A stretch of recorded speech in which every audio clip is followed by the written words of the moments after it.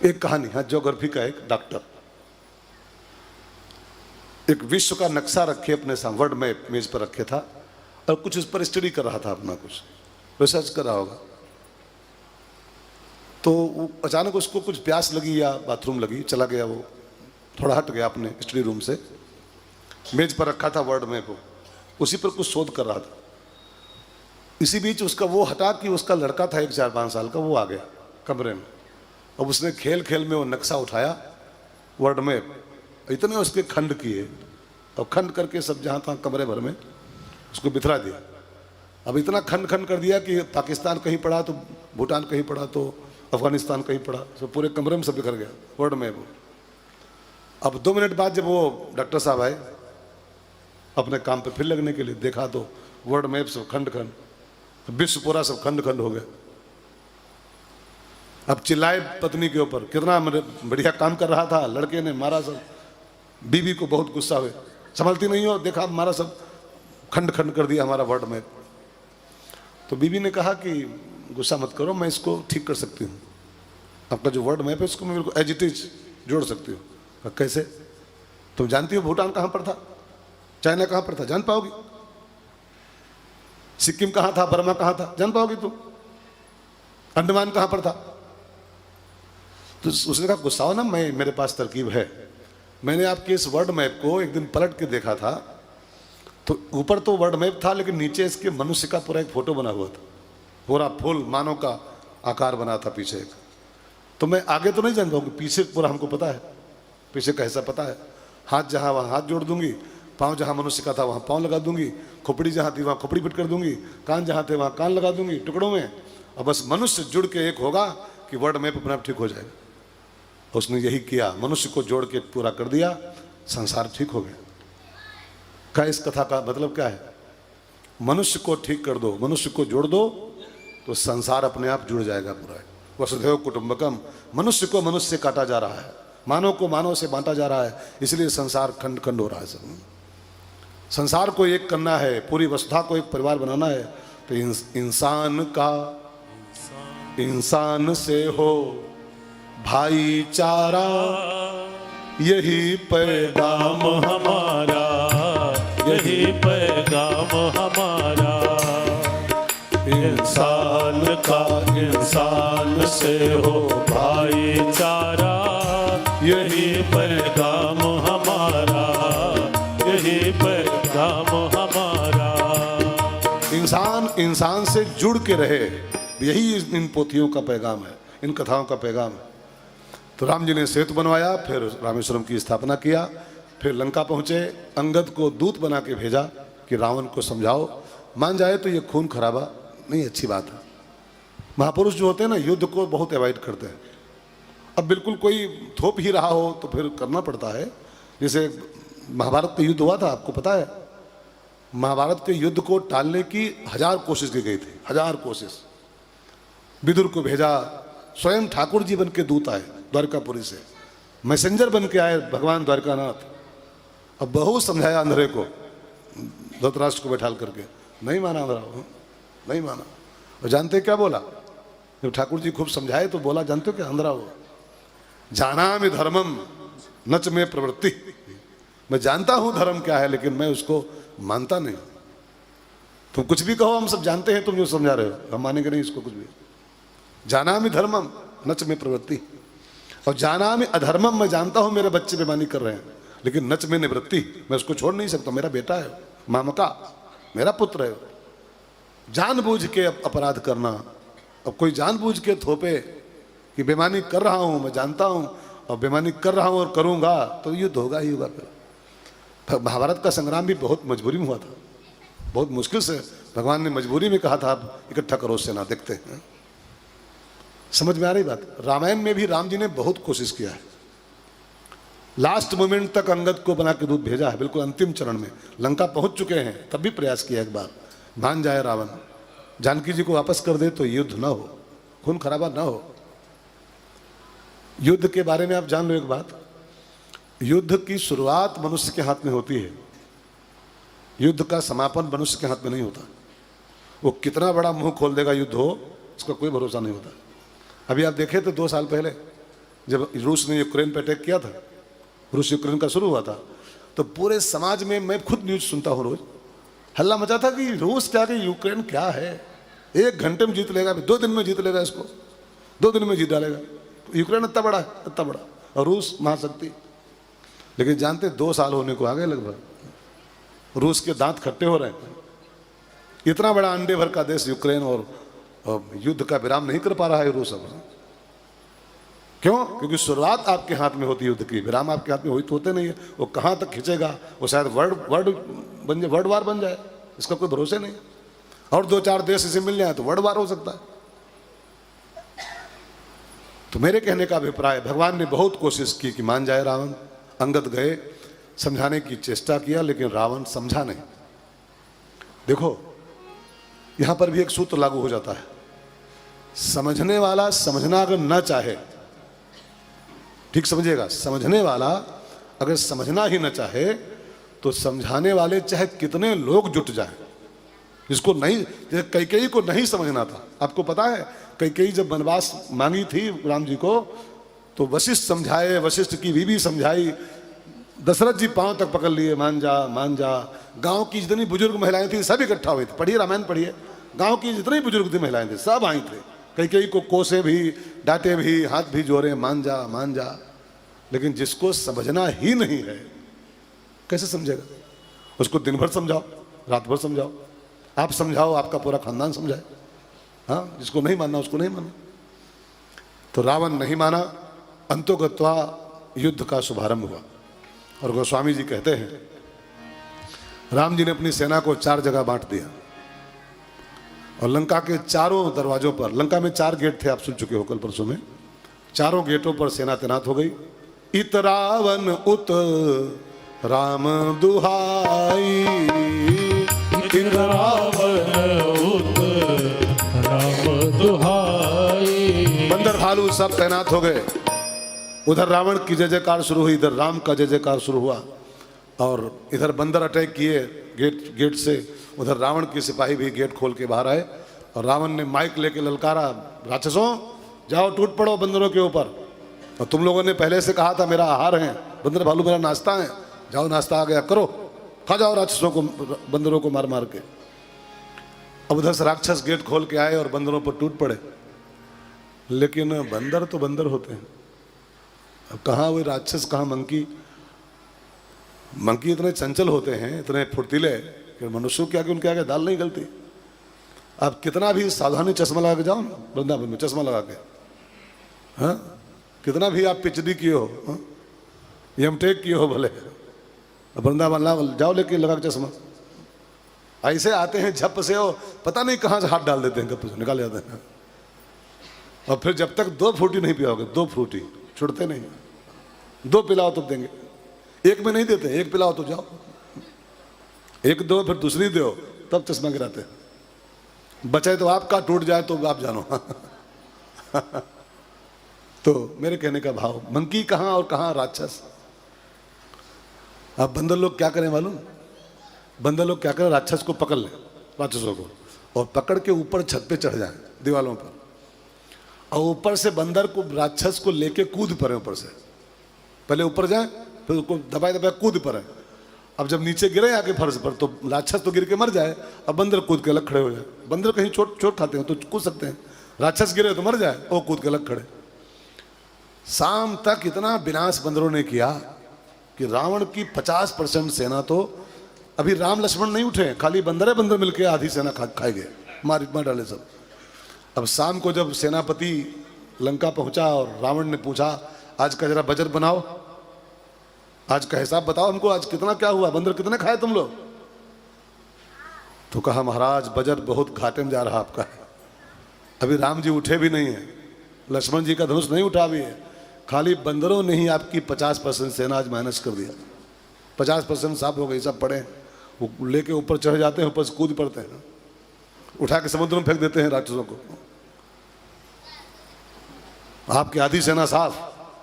तब रावण को चिंता हुई कि पहला दिन अभी राम उठे भी नहीं है, लक्ष्मण जी भी उठे भी नहीं है, खाली बंदर मिलकर आधी सेना साफ कर दी, कहा होगा आगे क्या होगा। तो रावण अपना माथा पकड़े बैठा था, कहा हुई अब आधी सेना पहले दिन साफ हो गई, क्या होगा। तब जब रावण को माथा पकड़े देखा बैठे हुए तो उसका लड़का था बड़ा वाला, क्या नाम था उसका, रावण का बड़ा लड़का, हाँ मेघ, अच्छा जोर से बोलो, क्या पता है?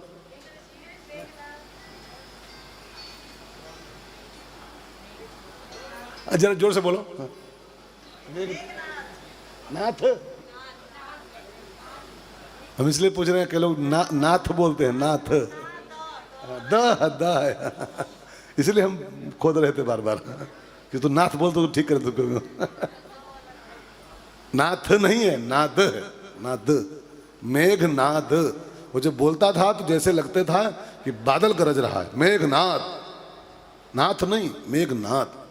अगर कोई नाथ वात कहते हो तो भूल जाना से, नाथ नहीं है, मेघनाद है।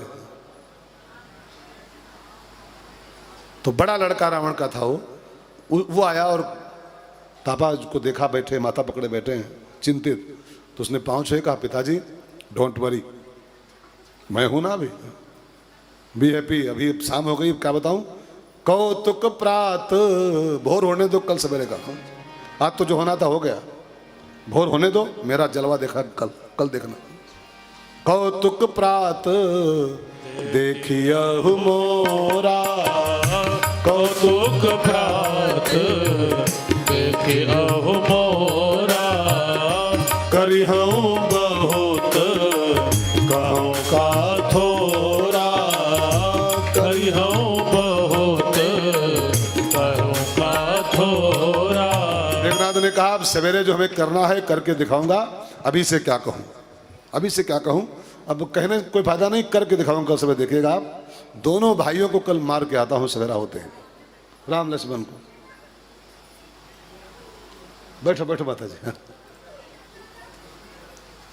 कथा के हाल में इंट्रोडक्शन का कोई काम नहीं होता, कोई परिचय नहीं है, कथा के साथ जुड़ के सुना करो, बिल्कुल एकदम अटैचमेंट बना के अपना। तो बात चल रही थी, मेघनाथ ने कहा पिताजी कौतुक प्रात देखियो मोरा, मेरा खेल देखना कल सवेरे, अभी से क्या बताऊं, जो करूंगा वो देखना कल सवेरे। सवेरा हुआ, युद्ध के नगाड़े बजे और मेघनाथ आज लंका से निकला विशाल सेना के साथ। और जब मेघनाथ मैदान में आया तो इधर से राम जी ने लक्ष्मण जी को कहा बेटा तुम जाओ, इसका सामना तुम करो। तो लक्ष्मण ने कहा आप का नहीं, हम नहीं जा सकते इसका, हम ठीक है तुम्हारे बड़े भैया हैं, लेकिन मेघनाथ का सामना हम नहीं कर सकते। क्यों, आपको मैं जानकारी करा दूं, मेघनाथ को निकुंभिला माता का वरदान था, उसकी देवी थी निकुंभिला, इष्ट देवी, कुल देवी, वो उसका बड़ा भारी तपस्वी था निकुंभिला माता का। तो वरदान दी थी उसकी माँ इष्ट देवी कि जो आदमी 12 साल तक 3 चीज़ों का त्याग कर पाएगा, 12 साल तक, नींद, नारी और अन्न, 12 साल तक जो नींद, नारी और अन्न को बिल्कुल टच नहीं करेगा, वो मेघनाथ का सामना कर सकता है, मार सकता है। तो राम जी ने कहा कि मैं नहीं इसके काबिल हूं, इसको वरदान है कि 12 साल नींद, नारी, मैं तो सोया भी हूं 12 साल तक।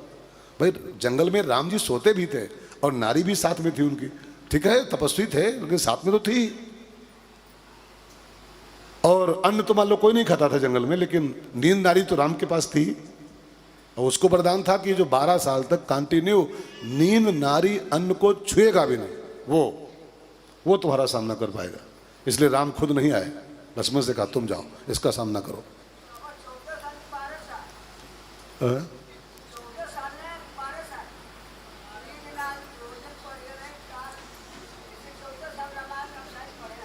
अच्छा, तो हम नहीं पढ़े, हम ऐसे बोल रहे हैं, हम नहीं पढ़े भैया। हाँ ठीक है, हम नहीं पढ़े हैं, हम ऐसे हवा में तीर मार रहे हैं। अगले साल के ब्याज फिक्स हो रहे हैं आपके, अगले साल आप बैठेंगे यहाँ पर, हम नहीं आएंगे।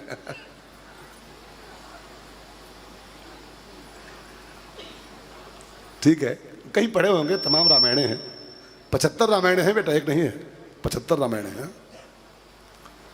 आप एक पढ़े होगे, हम कई पढ़े हैं। तो कहाँ कथा कहाँ चली गई यार। हाँ, जो त्यागी 12 बरस नींद नार और अन्न, साफ साफ उसको वरदान मिला, जो त्यागी 12 बरस नींद नार और अन्न, वही तेरा सामना कर पाएगा। अब तो लक्ष्मण जी चले गुस्से में मेघनाथ का सामना करने के लिए। और जानते हैं गुस्से में चले तो एक चीज करना भूल गए लक्ष्मण जी। लक्ष्मण जी का नियम था बिना भगवान के पांव छुए कोई काम नहीं करते थे, बिना भगवान को पांव छू लिए। लेकिन लक्ष्मण चले क्रुद्ध होए, बाण सरासन हाथ, धनुष बाण उठाया, ठाकुर जी अभी जा रहा हूं, मार के आ रहा हूं, और उसी गुस्से में वो राम जी के पांव नहीं छू पाए। क्रोध में इंसान का बोध नहीं रह जाता है। ये सूत्र है, क्रोध इतना हाई पावर का सप्लाई हो जाता है ना कि इंसान का सब इंदर के जो यमसीबी हैं सब फूक जाती हैं, सब फूक जाते हैं। इसलिए संतों ने कहा है गुस्सा मत करो, गुस्सा करोगे आपका अंदर का जो तार बिछे है ना सब ये सब फूक जाएंगे पूरे। फिर हमें क्या करना चाहिए क्या नहीं करना चाहिए इस बात का आपको होश नहीं रह जाएगा। अब देखो गुस्से में इंसान कभी कभी अपनी अम्मा तक को गाली बोल देता है, गुस्सा आता है अपने बाप को गाली बोल देता है कभी कभी। अब बाप को गाली देना ये कोई होश की बात है? अम्मा को गाली बोलना ये होश की बात है क्या? इसका मतलब क्या, उसकी वायरिंग पूरी फूक गई। हाँ, वायरिंग फूक गई उसकी। ये क्रोध जो है ना ये 11,000 की सप्लाई हो जाता है एकदम सीधे। 220 वोल्ट आए और 440 तक आए हमारे घरों में तो ये बल्ब जलते रहेंगे, और एकदम 11,000 घुस पड़े तो ये क्रोध जो है ना 11,000 की सप्लाई हो जाती है सख्त से। और उस 11,000 की सप्लाई होते ही सारे तार फ्यूज। अब इंसान को क्या बोलना है क्या करना है क्या नहीं करना है उसको होश नहीं रहता। लक्ष्मण जी तनिक फ्यूज हो गया उनका सब कुछ। क्यों? कि लक्ष्मण चले क्रुद्ध होए, क्रोध में चले हो। अब क्रोध में चले तो उनका बोध हवा हो गया, ज्ञान हवा हो गया कि राम को बिना पांव छुए मैं कुछ नहीं करता हूं, और आज इतना बड़ा काम करने जा रहे हैं और राम को भूल गए हो। बाण सरासन हाथ और लक्ष्मण चले क्रुद्ध होए, अंगदाद कप साथ। और राम को बिना पांव छुए गए तो परिणाम जानते हो क्या हुआ? मेघनाथ ने लक्ष्मण जी को ढेर कर दिया। अब यहां पर थोड़ा सा आप वैज्ञानिक अर्थ समझ लो। अब से लेके और 5 बजे तक आपसे पूछता रहूंगा बीच बीच में। इन तीनों का एक अर्थ है। रावण माने मोह, मोह 10 मौल। याद कर लो ठीक से, अभी कई बार पूछना है मुझको, अभी 2 घंटे में आपके साथ। रावण मोह, कुंभकर्ण अहंकार, तद्भरात अहंकार, ठीक है ना, लिखा पढ़ी में बोला हूं, वो स्वामी जी खुद लिखे हैं सभी। और पाकारजित काम, इंद्रजित जो है ना पाकारजित, ये काम का प्रतीक है। मोह रावण, अहंकार कुंभकर्ण और काम मेघनाथ, ठीक। और लक्ष्मण क्या है? वैराग्य। और राम क्या है? ज्ञान। राम जी ज्ञान, लक्ष्मण जी वैराग्य। अब काम का सामना वैराग्य ही कर सकता है। मेघनाथ काम है ना, राम जी खुद नहीं गए उसके सामने, वैराग्य से कहा तू जा, क्योंकि काम का मुकाबला करने की क्षमता वैराग्य के पास होती है। लेकिन वैराग्य भी काम को तब जीत सकता है जब वो ज्ञान की कृपा साथ में उसके हो। अब ज्ञान को इग्नोर करके, राम माने ज्ञान, और ज्ञान को इग्नोर करके जब वैराग्य काम का सामना करने जाता है ना, तो फिर उस वैराग्य को काम ही धराशायी कर देता है। दोबारा फिर जब अभी एक पहली बार हम कहाँ मार पाए थे मेघनाथ को, खुद मर के आ गए थे लक्ष्मण जी, लगभग मरण गए थे, वो तो हनुमान जी बूटी ले तो बच गए। दोबारा फिर मेघनाथ से लड़ाई करने गए, दोबारा गए तो 5 छूके गए राम जी के, और दोबारा गए तो मेघनाथ को मार डाला, एक के बाण मार दिया था उसको। इसका मतलब क्या है कि वैराग्य काम को मार सकता है, लेकिन कब? जब वो ज्ञान की कृपा, ज्ञान का सानिध्य, ज्ञान का आशीर्वाद उसके साथ होगा, तब वैराग्य काम पर विजय पाएगा, और नहीं तो काम ही वैराग्य को ढेर कर देगा। अब इस बार वो राम जी को प्रणाम करना चूक गए लक्ष्मण जी, ऐसे ही पहुंच गए झोंके में। युद्ध शुरू हुआ और लक्ष्मण जी मेघनाथ जी को बहुत बाण मारे। दोपहर होते होते उसकी इतना बाण मार दिया मेघनाथ को कि 4 बजे वो गिर गया मैदान में, मेघनाथ बेहोश होकर के। पूरे उसके रोम रोम में बाण बीत दिए कि उसको कंफ्यूजन हो गया कि मैं सांस कहाँ से लूँ। इतने छेद कर दिए उसकी बॉडी में कि कंफ्यूज हो गया मैं सांस कहाँ से लूँ। फिर तो जब लगा उसके प्राण कंठ में आ गए, शाम होने तक 5 बजे उसके प्राण कंठ में आ गए मेघनाथ के, तब उसको लगा क्या यार अर्थी उठेगी हमारी कि आ जाए शाम तक, क्या वादा करके आया था पापा से, और ये तो लगता है कि जाऊंगा बांस पर भी लेट के भी तो मार डालेगा लक्ष्मण। तब लास्ट मोमेंट में जब देखा प्राणों पे खतरा आ गया है, तब उसके पास ब्रह्मा जी की दी हुई एक त्रिशूल थी, सांगी, शक्ति कह लो उसको, शक्ति। उसने देखा जब प्राणों पर ही खतरा है तो उसने उसी का आवाहन कर लिया। वीर घातनी उसका नाम था, वीर घातनी त्रिशूल, और उसने उसी का प्रहार कर दिया। गोस्वामी जी कहते हैं वीर घातिनी छाड़े सी सांगी, वीर घातिनी छाड़े सी सांगी, तेज पुंज लछी मन और लागी, तेज पुंज लछी मन और लागी, तेज पुंज लछी मन और लागी। वीर घातनी का प्रयोग किया मेघनाद ने, और लक्ष्मण जी की छाती में धस गई वो त्रिशूल। लक्ष्मण जी लहूलुहान होके, बेहोश होके मैदान में धराशायी हो गए, गिर गए। अब मेघनाद ने सैनिकों से कहा हटो, इसको उठा लो सब लोग, पापा से वादा करके आया था कि शाम तक दोनों भाई मार के आऊंगा, लेकिन नहीं तो चलो एक तो मार लिया मैंने आज, एक कल निपट लूंगा, तो उसको उठाओ लक्ष्मण जी को। अब मेघनाद के समान बल वाले करोड़ों योद्धा उठाने की कोशिश की उसको, लक्ष्मण जी को, उसकी जो बॉडी पड़ी थी, माने अभी जिंदा थे, मरे नहीं थे, बेहोश है। मेघनाद सम कोटि शत योद्धा, हजारों योद्धा मेघनाद के ऐसे बलवान लक्ष्मण जी को उठाने की बहुत चेष्टा की, लेकिन उठा नहीं पाए। जानते क्यों नहीं उठा पाए? ये कोई सामान्य इंसान नहीं है जो पूरे ब्रह्मांड को उठाए बैठा है शेषनाग के रूप में, हा? जो पूरे ब्रह्मांड को उठाने की क्षमता रखता है, उसको ये उठा पाएगा मेघनाद? पूरे ब्रह्मांड को अकेला उठाए पड़ा लक्ष्मण। तो मेघनाद जब के सब सैनिक जब हार गए, नहीं उठा पाए, तो मेघनाद खुद आया, मैं उठाता हूँ। अब मेघनाद भी पूरी कोशिश कर लिया कि उठा लो इसको, मैं उठा नहीं पाया, उठा नहीं पाया वो भी। देखो गिरा दिया लेकिन उठा नहीं पाया। इसका मतलब क्या है? इसका मतलब थोड़ा सा ये है, वैज्ञानिक अर्थ इसका ये है कि लक्ष्मण माने एक अर्थ में जागृत पुरुष, सावधान व्यक्ति। लक्ष्मण जी सोते नहीं है कभी, नींद को बिल्कुल त्यागे हुए हैं। और न सोना माने जागने का अर्थ होता है सावधानी। और इसका अर्थ कथा का यह है कि सावधान पुरुष जो होते हैं, माने सजग पुरुष, उनको ये काम थोड़ा गिरा भले सकता है, थोड़ा बेहोश भले कर सकता है, लेकिन उसको उठा नहीं सकता है। उठाना माने उठाने का अर्थ हो बसीभूत कर लेना, बसीभूत। देखो यही काम मेघनाद नारद जी के पास जब गया था कामदेव के रूप में, तो नारद जी की समाधि तो तोड़ी ही थी, उनको बसीभूत भी कर लिया था, उनको अपनी मुट्ठी में ले लिया था, फिर उनको बनाया बंदर लास्ट में उसने, नारद जी को। लेकिन लक्ष्मण जी को काम थोड़ा गिरा भले दिया है, लेकिन लक्ष्मण जी होश में रहते हैं, जागृत पुरुष हैं, काम उसको उठा नहीं सकते। उठाना माने समझ रहे हैं ना, बिल्कुल कब्जा कर लेना, बिल्कुल अपने कैप्चर में ले लेना उसको। जागृत पुरुष को काम थोड़ा गिरा भले दे, थोड़ा बेहोशी भले आ जाए। देखो काम की बड़ी घातक वार उसका होता है, इसको ख्याल रखिएगा। बड़े बड़े लोग काम के वार से धराशायी हो सकते हैं, बड़े बड़े लोग। ये काम वासना का जो अटैक होता है ना, अच्छे अच्छे ज्ञानियों के ज्ञान को हवा कर देता है, अच्छे अच्छे बैरागियों के बैराग को हवा कर देता है। विश्वामित्र कैसा तपस्वी, जानते हैं इनके बारे में? 60,000 ईयर्स खाली सेमल की छाल खा करके तपस्या किए थे भाई साहब विश्वामित्र बाबा। 60,000 साल सेमल की छाल केवल खाते थे कि इससे अंदर ठंडक रहे हमारे। और 60,000 साल के बाद जब देवता घबराए कि तो बहुत कठिन तपस्या कर रहा है, तो उसको भेजा, वो डांसर थी ऊपर से, नाचने वाली भेजा एक, क्या नाम था उसका? हाँ मेनका, उसको भेजा। मेनका श्रृंगार करके आई और ऐसा ठुमका मारा एक ना विश्वामित्र के आगे कि मारा ठुमका तो बदल गई।